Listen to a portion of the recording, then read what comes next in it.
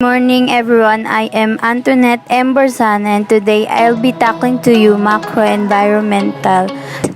What is a macro environment? Refers to big or macro forces that affect the area, the industry, and the market which the enterprise belongs to.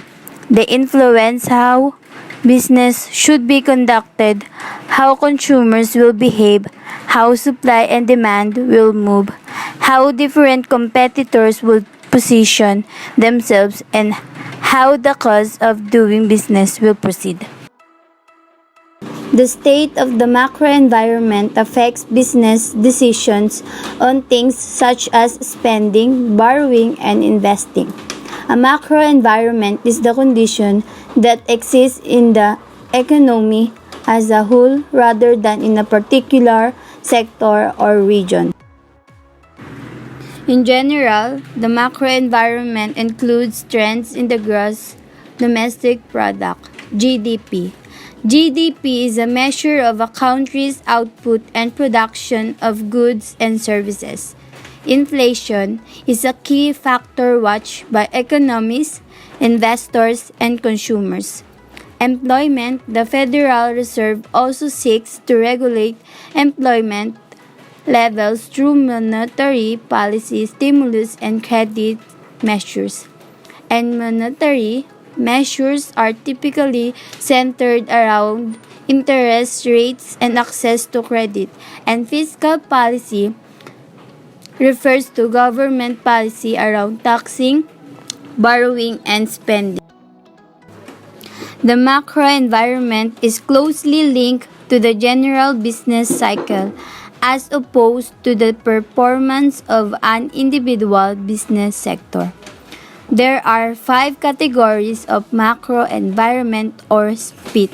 S-P-E-E-T. The first one, social-cultural environment. The social-cultural environment includes the demographics and cultural dimension. Access the trends and dynamics of the bigger consumer population. The socio-cultural forces link to factors that affect society's basic values, preferences, and behavior. Opportunities to the enterprise increase customers' base for the fast food chain. More healthy product offerings are demanded by customers. Second, political environment defines the governance system of the country or the local area of business. Every business is limited by the political environment. This involves laws, government agencies, and pressure groups. These influence and restrict organizations and individuals in a society. Therefore, marketing decisions are strongly influenced and affected by developments in the political environment. Opportunities to the enterprise increase purchasing power of the consumers, leading to higher retail sales. Third, economic environment. The economic forces relate to factors that affect consumer purchasing power and spending patterns. Supply and demand forces must be able to think critically in every economic event that impacts his or her enterprise. Sources of opportunities. Opportunities to the enterprise. Opportunity for the enterprise to expand to other ASEAN markets. Fourth, ecological environment. Ecological or natural forces in the macro environment are important since they are about the natural resources which are needed as inputs by marketers or which are affected by their marketing activities. Opportunities to the enterprise, opportunity to start an advocacy toward a greener operation. The last one, technological environment.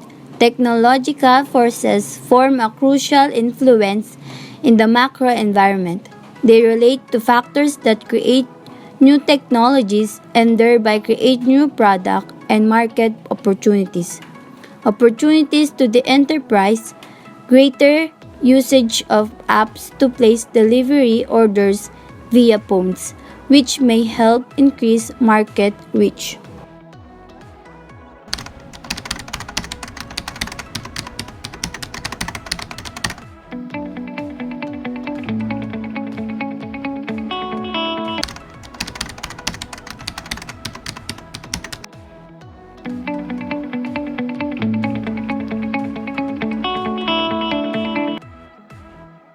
That's all.